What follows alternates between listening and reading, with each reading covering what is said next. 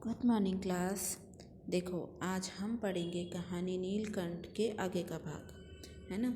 पिछले भाग में हमने क्या पढ़ा था कि वो सांप जो होता है वो क्या हो जाता है, उनके पिंजरे के आसपास आ जाता है और वो क्या करता है, खरगोश का जो है वो आधा हिस्सा जो है मुंह में रख लेता है। देखो वहाँ पे दे रखा है, फ़ोटो में ऊपर दिख रखा है।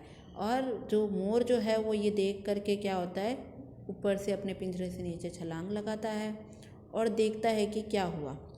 इसके आगे एक कहानी हम पढ़ रहे हैं। देखो आप, वो क्या हुआ उसके आगे कि एक सांप जाली के भीतर पहुंच गया और जब सब जंतु भागकर इधर उधर छिप गए तो केवल एक शिशु खरगोश जो है सांप की पकड़ में आ गया। खरगोश का बच्चा जो है सांप की पकड़ में आ गया और उसने उसको मुंह से ऐसा पूरा दबा लिया ना।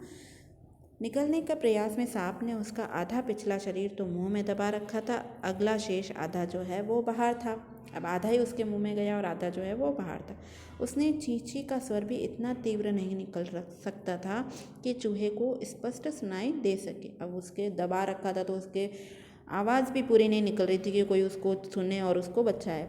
नीलकंठ दूर ऊपर झूले में सो रहा था। उसी के चौकन्ने कानों में उस मन स्वर की व्यथा पहचानी और वह पूंछ पंख समेटकर सर से एक झपटे में नीचे आ गया।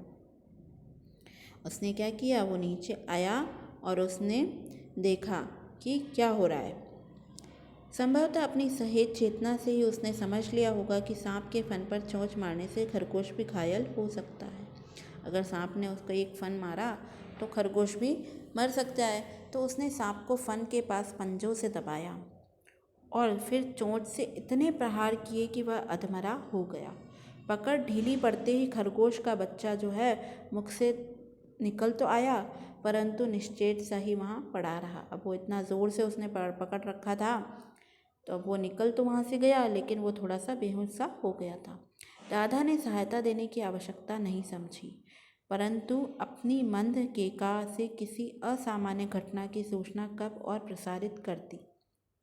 माली पहुंचा, मतलब उसने माली तक ये सूचना जो है उसने पहुंचा दी थी। माली जैसा ही पूछा फिर वो हम सब पहुंचे, फिर जो लेखिका जो है वो भी पहुंची।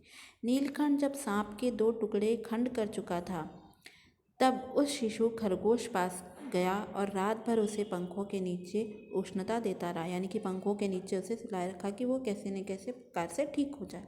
कार्तिकेय ने अपने युद्ध वाहन के लिए मयूर को क्यों चुना होगा, यह उस पक्षी का रूप और स्वभाव देखकर ही समझ में आता है कि वह जो है कितना हेल्पिंग नेचर है ना। मयूर कलाप्रिय वीर पक्षी है। मोर जो है वो कलाप्रिय भी है और वीर भी है, हिंसक मात्र नहीं, यानी कि वो सिर्फ लोगों से हिंसा ही नहीं करता, वो लोगों की सहायता भी करता है। इसी से उसे बाज, चील आदि की श्रेणी में नहीं रखा जाता, जिनका जीवन ही क्रूर काम है। इनका सबका जीवन क्या है, बस मारना और खाना। लेकिन मोर का ऐसा नहीं है। नीलकंठ में उसकी जातिगत विशेषताएं तो थी ही, उनका मानवीकरण भी हो गया था। मेघों की सांवली छाया में अपने इंद्रधनुष के गुच्छे जैसे पंखों को वो मंडलाकर बनाकर नाचता था। तब उस नृत्य में एक सहजात्य लय ताल रहता था। वो आराम से मोर नाचते हुए कितने सुंदर लगते, तो उस समय वो भी ऐसा लग रहा था।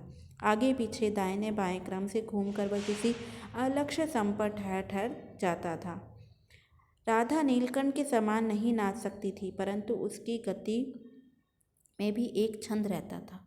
वह नृत्य मगर नीलकंठ की दाहिनी और के पंख को छूती हुई बाईं से और निकल जाती थी, यानी कि वो उसके आगे पीछे घूमती हुई नाचती रहती थी और बाएं पंख को स्पर्श करके दाहिने पंख से निकल जाती थी। इस प्रकार उसकी परिक्रमा में भी एक पूरक ताल परिचय सा मिलता है, यानी वो भी जो है नाचती हुई अच्छी लगती है। नीलकंठ ने कैसे समझ लिया कि उसका नृत्य मुझे भाता है, यह तो नहीं बताया जा सकता। यानी कि उस लेखिका की जो कहती है उसको नहीं पता चला कि उस छोटे से मोर को कैसे पता चल गया कि वो जो नाचता है तब मुझे अच्छा लगता है।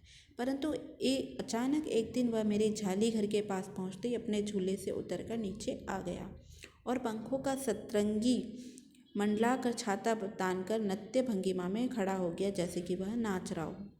तब से यह नृत्य भंगिमा नित्य का क्रम बन गई। वो रोज उसके पास आता, रोज ऐसे पंख फैला के खड़ा हो जाता।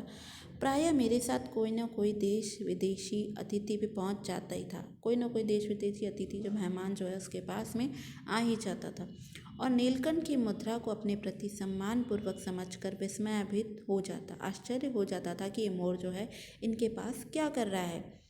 कई विदेशी महिलाओं ने उसे परफेक्ट जेंटलमैन की उपाधि दे डाली कि ये बहुत ही परफेक्ट जेंटलमैन है। इस नुकीली पैनी चोंच से वह भयंकर बिस्तर को खंड खंड कर सकता था और उसी से मेरी हथेली पर रखे हुए भुने चने ऐसी कोमलता से हटाता था, होले होले करके उठाता था और खाता था। और उसको क्या होती थी, हंसी भी आती थी और विस्मय भी होता था कि इसकी चोंच से एक सांप जो है उसके 2 टुकड़े हो जाते हैं और मेरे हाथों से ये तो इतना कोमलता से उठाता है जैसे मेरे हाथ में तो कुछ होता ही नहीं।